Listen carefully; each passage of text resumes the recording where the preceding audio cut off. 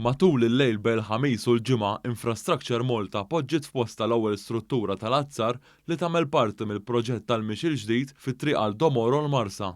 Dan il-proġett jagħmel parti mix-xogħlijiet li għaddejjin fil-proġett tal-Junction tal-Marsa. Sabiex ittella dan il-pont, Infrastructure Malta għalqet it-triq ta' 10 korsiji biex il-ħaddiema jkunu jistgħu jollu jpoġġu b'mod sigur l-ewwel nofs ta' dan il-pont bi struttura mdendla minn arkati fuq wieħed miż-żewġ torrijiet tal-ġnub tiegħu u kolonna fin-nofs. Dan il-pont se jkollu aċċess sigur għal dawk li jvjaġġaw bil-mixi tal-linja jew bir-rota bejn l-inħawi taċ-ċimiterju tal-Addolorata, il-qasam industrijali tal-Marsa u l-Marsa Sports Grounds, mal-inħawi tal-Bertown u s-salib tal-Marsa fuq ix-xaqliba l-oħra. Bħalissa wkoll qed jinbena pont iqsar ta' 32 metru li se jaqsam minn vjal Serpol Boffa bejn Raħal Ġdid u l-Marsa.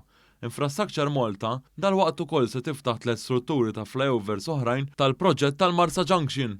Dawn l-istrutturi inkludu konnessjonijiet dirett lejn nofsinhar minn triq għal Domoro lejn triq Giuseppe Garibaldi u vjal Santa Lucia u t-triq tal-Barrani.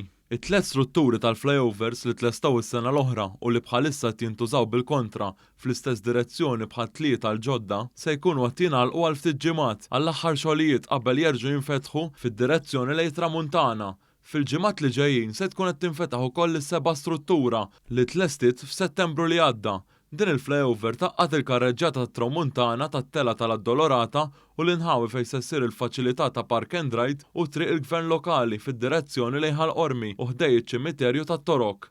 Madwar din l-infrastruttura ġdida, Infrastructure Malta qed tifforma diversi żoni mħaddrin b'siġar u 4 xogħlijiet artistiċi kbar fil-waqt li qed tibni żewġ ġibjuni kbar taħt l-art għal ħażna ta' 1.5 miljun litru ta' ilma tax-xita.